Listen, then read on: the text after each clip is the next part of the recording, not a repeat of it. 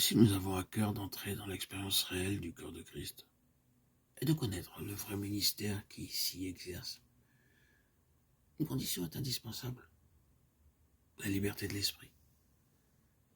Pratiquement, à quoi cela revient-il?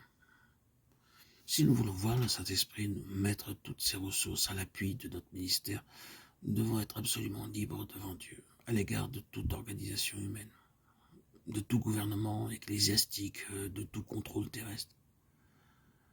Prendre sa place dans un système religieux rigide comme un carcan où l'on est officiellement contrôlé par une organisation humaine, où il faut prêcher à intervalles fixes, qu'on ait quelque chose à dire ou non.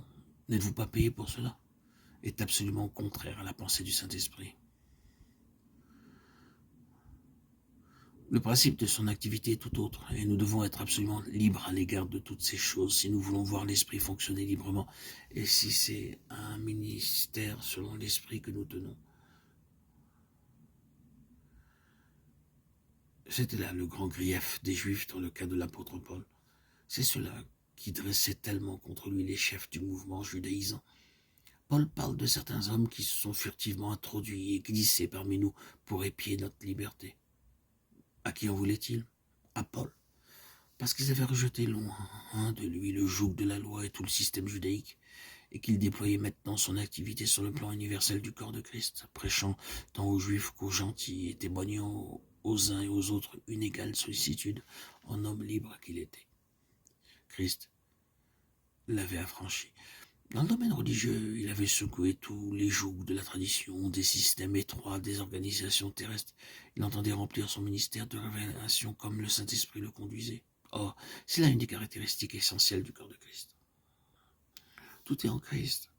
Les richesses insondables que Dieu lui-même a placées concrètement en son Fils et qui nous sont destinées expliquent la grâce dont nous avons été l'objet de sa part. Dans sa grâce, Dieu a cherché à nous faire pénétrer par le biais de la révélation dans cette somme de connaissances que lui seul possède et qui est l'expression intime de sa plénitude, qu'il a fait résider en son Fils, le Seigneur Jésus. Tout est en Christ. Nous estimons sans doute très avancés dans notre connaissance du Seigneur Jésus et bien placés aussi pour le connaître, mais qu'à force d'étudier et d'écouter, de s'appliquer et de s'astreindre à toutes sortes d'activités du même genre, nous pouvions acquérir une certaine connaissance. Mais d'emblée, l'Écriture nous dit que personne ne connaît le Fils si ce n'est le Père. Matthieu 11, 27. Tout ce que le Fils représente est contenu dans le Père, et lui seul détient cette connaissance. Une fois que nous aurons été mis devant le fait accompli et que nous en aurons tiré les conséquences, nous serons à même de comprendre que nous sommes en zone interdite, que l'accès nous est refusé et que nous ne sommes pas équipés pour cela. Nous n'avons rien en nous, aucune faculté nous permettant de pénétrer les mystères de cette sphère réservée à Christ.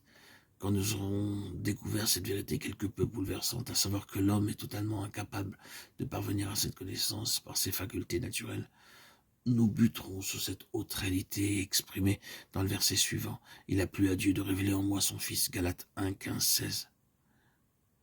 Quoique Dieu ait enfermé cette masse de connaissances en lui-même, qu'il en soit le dépositaire absolu et qu'il soit le seul à gérer cette connaissance du Fils, il n'en demeure pas moins que son cœur brûle de se révéler.